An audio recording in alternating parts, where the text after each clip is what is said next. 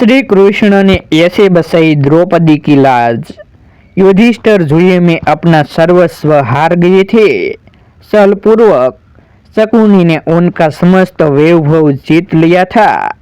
अपने भाइयों को, अपने को और रानी द्रौपदी को भी बारी बारी से युधिष्ठिर ने दांव पर रखा। जुआरी की दुराशा उसे बुरी तरह ठगती रहती है। कदाचित अब की बार सफलता मिले, किंतु युधिष्ठिर प्रत्येक दाव हारते गए। जब वे द्रौपदी को भी हार गए, तब दुर्योधन ने अपने छोटे भाई दुशासन के द्वारा द्रौपदी को उस भरी सभा में पकड़कर मंगवाया। दुरात्मा दुशासन पांचाली के केश पकड़कर घसीटता हुआ उन्हें सभा में ले आया। द्रौपदी रजस्वाल थे और एक ही वस्त्र पहनी थी। विपत्ति यही समाप्त नहीं हुई। दुर्योधन ने अपनी जांघ खोलकर दिखाते हुए कहा, दुशासन, इस कौरवों की दासी को नंगा करके यहाँ बैठा दो। सभा भरी थी। वहां धृतराष्ट्र थे, पितामह थे, द्रोणाचार्य थे, सैकड़ों सभासद थे, वयोवृद्ध विद्वान थे, शूरवीर थे और सम्मानित पुरुष भी थे। ऐसे लोगों के मध्य पांडवों की वह महारानी, जिसके केस राजसूय के अवभूत स्नान के समय सिंचित हुए थे, जो कुछ समाप्त सप्ताह पूर्व ही चक्रवर्ती सम्राट के साथ साम्राज्ञी के रूप में समस्त नरेशों द्वारा वंदित हुई थी, रजस्वाल होने की स्थिति में केस पकड़कर घसीट कर लाई गई और अब उसे नग्न करने का आदेश दिया जा रहा है। होने को वह विदुर भी थे, किंतु उनकी बात कौन सुनता। द्रौपदी ने अनेक बार पूछा, युधिष्ठिर जब अपने आप को हार चुके थे, तब उन्होंने मुझे दांव पर लगाया था। अतः धर्मतः मैं हारी गई या नहीं, किंतु भीष्म जैसे धर्मज्ञों ने भी कोई निश्चित उत्तर नहीं दिया। जिसकी भुजाओं में 10,000 हाथियों का बल था, उस दुरात्मा दुशासन ने द्रौपदी की साड़ी पकड़ ली। मेरे त्रिभुवन विख्यात शूरवीर पति। द्रौपदी व्याकुल होकर इधर उधर देख रही थी कि कोई उसकी रक्षा करेगा, किंतु पांडवों ने लज्जा तथा शोक के कारण मुख दूसरी ओर कर लिया। आचार्य द्रोण, पितामह भीष्म, धर्मात्मा कर्ण, द्रौपदी ने देखा कि उसका कोई सहायक नहीं।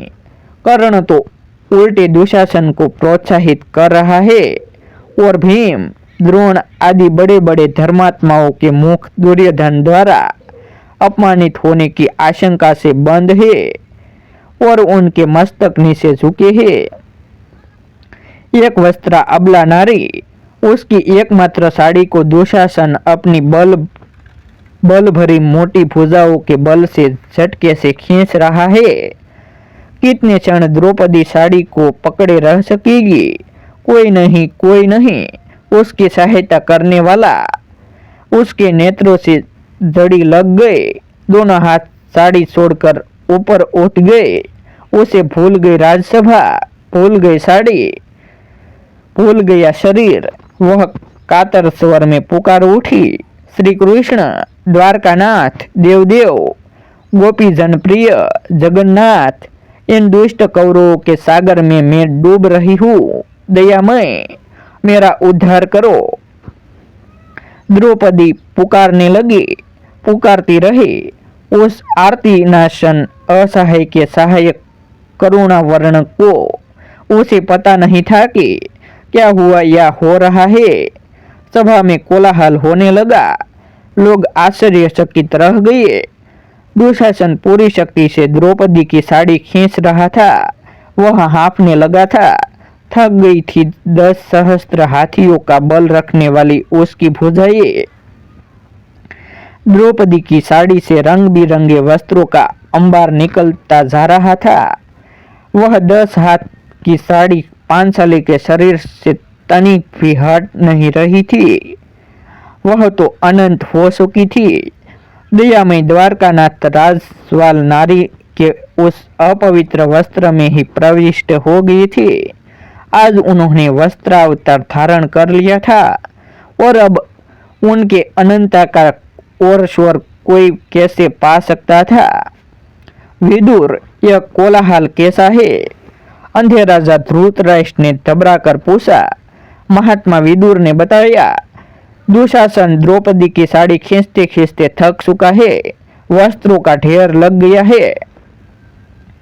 आश्चर्यचकित सभासदों का यह कोलाहल है।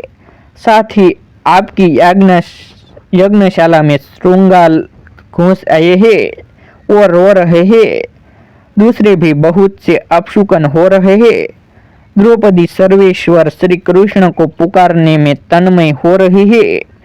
उन सर्वसमर्थ ने अभी तो उनकी साड़ी बढ़ा दी है, किंतु यदि शीघ्र पांचाली को प्रसन्न नहीं करते तो श्री कृष्ण का महाशक्र कब प्रकट होकर एक क्षण में आपके पुत्र को नष्ट कर देगा, यह कोई नहीं कह सकता।